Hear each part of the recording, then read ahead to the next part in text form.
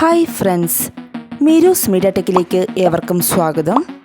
June 5 നാം പരിസ്ഥിതി ദിനമായി ആചരിക്കുകയാണല്ലോ.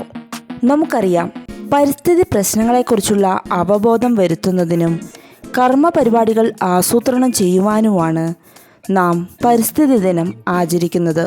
ഈ ദിനവുമായി ബന്ധപ്പെട്ട ഏതാനും ചില ക്വിസ് ക്വസ്റ്റ്യൻസാണ് നിങ്ങളുമായി പങ്കുവയ്ക്കാൻ ആഗ്രഹിക്കുന്നത്. ഏവർക്കും മീരൂസ് മീഡിയ ടെക്കിലേക്ക് സ്വാഗതം. ലോക പരിസ്ഥിതി ദിനം ആചരിക്കുന്നത് എന്ന്? ജൂൺ 5. WWFിൻ്റെ പൂർണ്ണരൂപം? World wide fund for nature. ഇന്ത്യയിൽ ഹരിത വിപ്ലവത്തിന് തുടക്കം കുറിച്ച വർഷം ഏത്? 1966. വൻവൃക്ഷങ്ങളെ മുരടിപ്പിച്ചു വളർത്തുന്ന രീതി അറിയപ്പെടുന്നത് ഏത് പേരിലാണ്? ബോൺസായി. ഭൂമിയുടെ വൃക്കകൾ എന്നറിയപ്പെടുന്നത് എന്തിനെയാണ്? തണ്ണീർത്തടങ്ങളെയാണ്. പരിസ്ഥിതി സംരക്ഷണ നിയമം നിലവിൽ വന്ന വർഷം? 1986. കേരളത്തിൽ ഏറ്റവും കൂടുതൽ ദേശീയ ഉദ്യാനങ്ങൾ ഉള്ള ജില്ല ഏത്? ഇടുക്കി. ഭൂമിയുടെ ശ്വാസകോശങ്ങൾ എന്നറിയപ്പെടുന്നത്? മഴക്കാടുകൾ. സൈലന്റ് വാലി ദേശീയ ഉദ്യാനമായി പ്രഖ്യാപിച്ച വർഷം ഏത്? 1980. ലോക ജൈവ വൈവിധ്യ ദിനം എന്ന്? മെയ് 22. ആഗോള പരിസ്ഥിതി പ്രശ്നങ്ങൾ പരിഹരിക്കുന്നവർക്ക് നൽകുന്ന പുരസ്കാരം ഏത്? Blue planet prize. ജൈവ വൈവിധ്യ നിയമം പ്രാബല്യത്തിൽ വരുമ്പോൾ ഇന്ത്യയുടെ പ്രധാനമന്ത്രി ആരായിരുന്നു? AB വാജ്പേയി.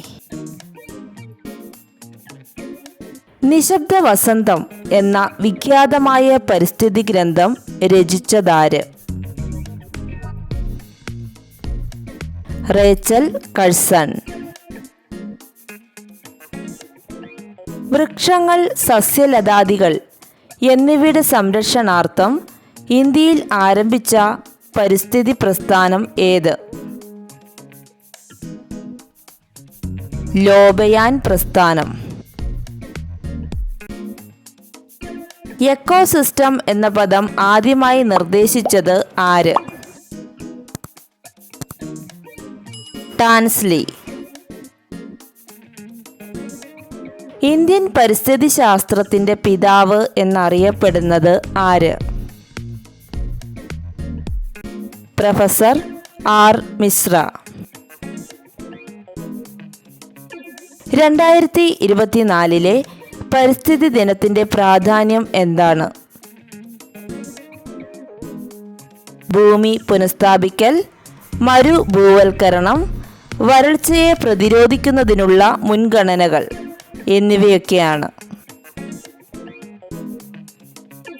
2024 പരിസ്ഥിതി ദിനം ആതിഥേയത്വം വഹിക്കുന്ന രാജ്യം ഏത്? Saudi Arabia. കേരളത്തിൽ കർഷക ദിനമായി ആചരിക്കുന്നത് എന്ന്? ചിങ്ങം 1. ജൈവ വൈവിധ്യം എന്ന പ്രയോഗം ഏത് വന്യജീവി ശാസ്ത്രജ്ഞന്റെ സംഭാവനയാണ്? വാൾട്ടർ ജിറോസൺ. കേരളത്തിലെ ആദ്യത്തെ ദേശീയ ഉദ്യാനം ഏത്? Eravikulam national park. കേരളത്തിലെ ഏറ്റവും വലിയ ദേശീയ ഉദ്യാനം സൈലന്റ് വാലി. ഭൂമിയിലെ എല്ലാ ജീവജാലങ്ങളും ഉൾപ്പെടുന്ന മേഖല അറിയപ്പെടുന്നത് ഏത് പേരിലാണ്? ജൈവമണ്ഡലം. കാടവിടെ മക്കളെ മേടവിടെ മക്കളെ ഇത് ആരുടെ വരികളാണ്? അയ്യപ്പ പണിക്കർ. 1972 അമേരിക്കയിൽ DDT എന്ന കീടനാശിനി നിരോധിക്കാൻ കാരണമായ പുസ്തകം ഏത്? നിശബ്ദ വസന്തം. പരിസ്ഥിതി ദിനവുമായി ബന്ധപ്പെട്ട ഈ ചോദ്യങ്ങളും ഉത്തരങ്ങളും ഏവർക്കും ഉപകാരപ്രദമായി എന്ന് പ്രതീക്ഷിക്കുന്നു. നിങ്ങൾക്ക് ഈ വീഡിയോ ഇഷ്ടമായെങ്കിൽ ലൈക്ക് ചെയ്യുക, ഷെയർ ചെയ്യുക. നിങ്ങളുടെ വിലയേറിയ അഭിപ്രായങ്ങൾ കമൻറ്റ് ബോക്സിൽ രേഖപ്പെടുത്തുക. നിങ്ങൾ ആദ്യമായിട്ടാണ് ഈ ചാനൽ കാണുന്നതെങ്കിൽ സബ്സ്ക്രൈബ് ചെയ്യുക. അറിവുകൾ പകരുന്ന ധാരാളം വീഡിയോകളുമായി നമ്മൾക്ക് വീണ്ടും കാണാം. വീഡിയോ ശ്രവിച്ച ഏവർക്കും നന്ദി.